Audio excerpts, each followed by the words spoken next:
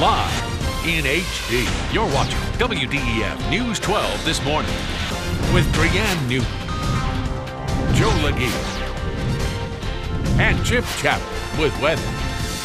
Welcome back. A couple of weeks ago during our couponing segment, we looked at using a coupon binder as you go to the store to use your coupons in the grocery store, and that may not work for everybody. This morning, Casey Trenholm from Time to Save Workshops is joining us again and going to show us a different option other than the coupon binder. Good morning, Casey. Good morning. Glad to see you here. Now, you've used the coupon binder for a while, but I guess you're trying some different things out and have found something else that works good for you.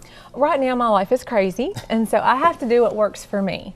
Now, I think as a beginner, the binder method is wonderful because whenever it keeps it right in front of you and you really get to know your coupons. And I know that sounds silly, but if I'm in the grocery store and if I'm walking up and down the aisles and there's clearance items, I almost remember in my head exactly what I have in my binder. And you can kind of remember where it is in the binder. The problem I have with the binder is the coupons that expire. I'll remember them. Yes. Hey, I've got that coupon, and then I'll go pull it out and it's expired. It's expired. So.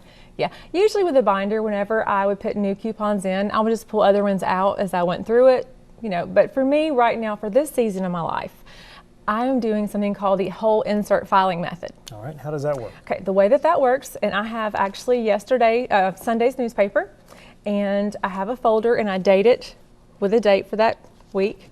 And then I put all of the inserts, which I get several newspapers, and on Sunday there was 5 red plums in my newspapers, and I date each one of them.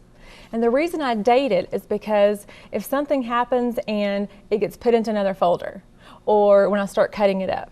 Another way that you can tell, and also because I'm getting a little bit older and I can't see as good, but right here on the spine of the coupon, it tells you the date. Wow, I've never noticed that. Yes, it tells you the date.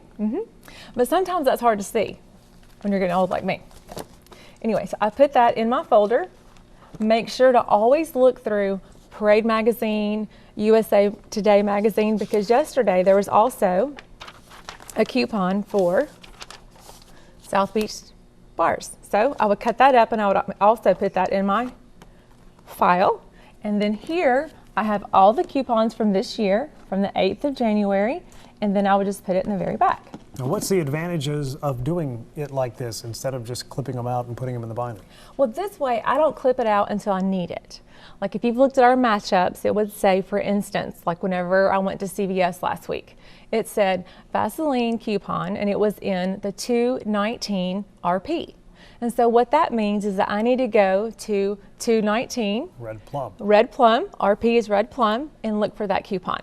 And if it said SS, that would be Smart Source. PG, Procter & Gamble. Okay. And then sometimes GM. That's General Mills. That comes out a couple of times a year. Now coupons are regional. So just because I have Red Plum from 219 doesn't mean I'm going to have that coupon. So sometimes if you're looking and you're looking at it upside down and you're like, I can't find it, it just means our region was not part of the marketing campaign.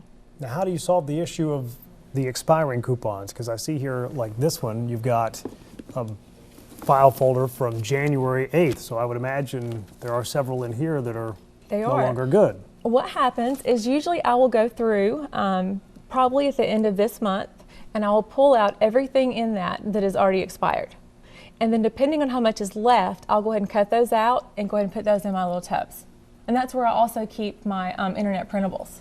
Now why do you think that this works better for you versus going ahead and clipping them out and putting them in the binder? I don't have time.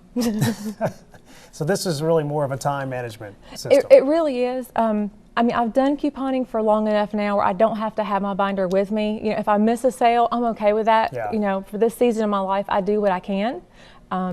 So for me right now, it's a lot easier on Sunday afternoon whenever I'm frantically doing 5,000 things between church services to just be able to label it and put it in there, knowing whenever I get to it that I can go to the grocery store. There and it's all organized and ready to go. Yes, because it may take me 2 weeks to even get in a folder. Well, Casey, thanks again. I appreciate this. I'm going to try this solution out because I'm having trouble with the binder. I get it organized, then everything expires, and then I don't want to fool with it again. So yeah, it can be. I mean, like I said, a lot of people love the binder. I loved it. It's what got me couponing. Otherwise, the coupons stayed in my purse, and that's where all coupons go to die. all right. Oh, if you want to keep up with the crew from Time to Save workshops and learn more about couponing, visit them online at time2saveworkshops.com. We'll be back with more WDEF News 12 this morning in a moment.